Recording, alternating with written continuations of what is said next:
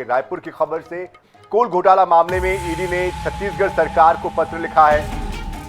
तो बड़ी खबर रायपुर से, कोल घोटाला मामले में ईडी ने छत्तीसगढ़ सरकार को पत्र लिखा है। घोटाले में शामिल आईएएस आईपीएस का जिक्र किया गया है। पत्र में कड़ी से कड़ी कार्रवाई की मांग की गई है। 10 अधिकारियों के नाम इसमें लिखे गए।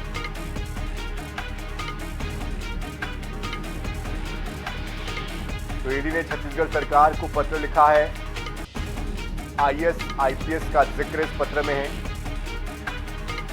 कड़ी कार्रवाई की मांग की गई है।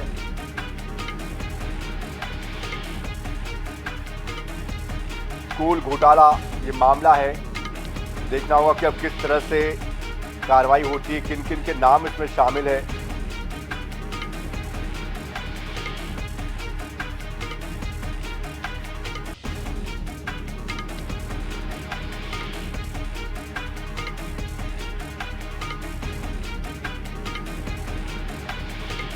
तो ईडी ने ये पत्र लिखा है। देखना होगा कि आईएएस आईपीएस अधिकारियों पर अब क्या कार्रवाई होती है, क्या उनको हटाया जाता है, कोई एक्शन उनके लिए लिया जाता है।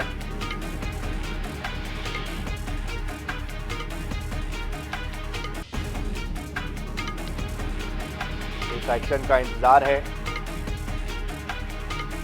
लेकिन पत्र में 10 आईएएस आईपीएस अधिकारियों के नाम शामिल हैं।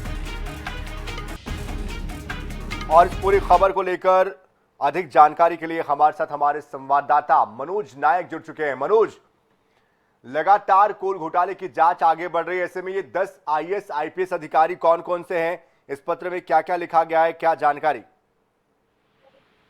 कोल घोटाले मामले की जांच जो है शुरुआत जो इसकी की थी इन्फोर्समेंट डिपार्टमेंट ने की थी, और इसके बाद लगातार इन्फोर्समेंट डिपार्टमेंट की ओर से कार्रवाई भी की गई थी। इसमें जो है कोल जो कारोबारी हैं उनके अलावा जो है कई आईएएस अधिकारियों की संलिप्तता भी दिखी, जिसके बाद जो है 2 सीधे आईएएस को तो जेल भेजा गया। इसके अलावा जो एक राज्य प्रशासनिक सेवा के अधिकारी थी उन्हें भी जेल भेजा गया था। इसके अलावा जो है ईडी ने कई ऐसे चैट बरामद किए थे जिसमें जो है आईएएस सीधे सीधे जो है कोल कारोबारी और तत्कालीन सरकार के साथ जो है संपर्क साधे हुए थे, कम्युनिकेशन कर रहे थे। इन तमाम लोगों से पूछताछ भी की गई थी, और बीते दिनों इसी मामले में दूसरी एजेंसी है राज्य की ईओडब्ल्यू एसीबी, वह भी जांच कर रही है। उन्होंने भी जो है अधिकारियों को गिरफ्तार किया था, और ईओडब्ल्यू एसीबी ने बीते दिनों एक जिले के एसपी को तलब किया था। उनसे लंबी चौड़ी पूछताछ की गई और उनसे यह भी पूछा गया कि उन्होंने कोल लेवी की जो रकम वसूली की थी वह किन किन लोगों के मार्फत पहुंचाई थी। ये तमाम विषय हैं, और इन विषयों को लेकर ही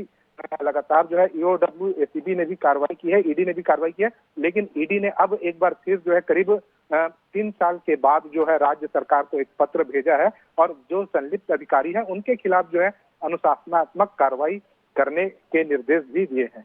बिल्कुल, लेकिन क्या ये जो नाम है वो बाहर आ पाए, वो उजागर हो पाए हैं मनोज? जी देखिए, जो तत्कालीन अधिकारी थे जिसमें 2 सीधे आईएएस अधिकारी थे, जिसमें कि रानू साहू, समीर बिश्नोई, इसके अलावा राज्य प्रशासनिक की अधिकारी थी सौम्या चौरसिया, इनकी सीधे सीधे संलिप्तता रही, उन्हें गिरफ्तार भी किया गया। इसके अलावा जो कई चैट थे वे भी जो है ईडी के पास थे, और इनके जो नाम थे उन पर हालांकि उनसे पूछताछ की गई, जिसमें आईपीएस अधिकारियों की भी संलिप्तता थी, राज्य प्रशासनिक सेवा के अधिकारियों की भी संलिप्तता थी, उनसे भी पूछताछ की गई। लेकिन ईडी ने उनके खिलाफ कोई कार्रवाई नहीं की थी। लेकिन यह जो है कार्रवाई का अधिकार जो है राज्य सरकार के पाले में डाल दिया था, और जब 2023 में भी ईडी ने राज्य सरकार को पत्र लिखा था और राज्य सरकार से आग्रह किया था कि वह जो इस मामले में कार्रवाई करे। लेकिन कहीं ना कहीं जो राज्य सरकार ने जो कार्रवाई की, राज्य की एजेंसी ईओडब्ल्यू एसीबी ने जो ईडी ने कार्रवाई की थी जिन आरोपियों पर, उन पर ही ईओडब्ल्यू एसीबी ने भी कार्रवाई की। तो निश्चित रूप से जो अब एक बार फिर जो है रिमाइंडर लेटर आया है राज्य सरकार के पास, तो हो सकता है आने वाले दिनों में जो अन्य जो अधिकारी हैं उनके खिलाफ भी कार्रवाई हो सकती है। बिल्कुल, उनके नाम भी उसी समय उजागर हो सकते हैं। बहरहाल मनोज, आप बने रहिए हमारे साथ। इस जानकारी के लिए आपका बहुत शुक्रिया।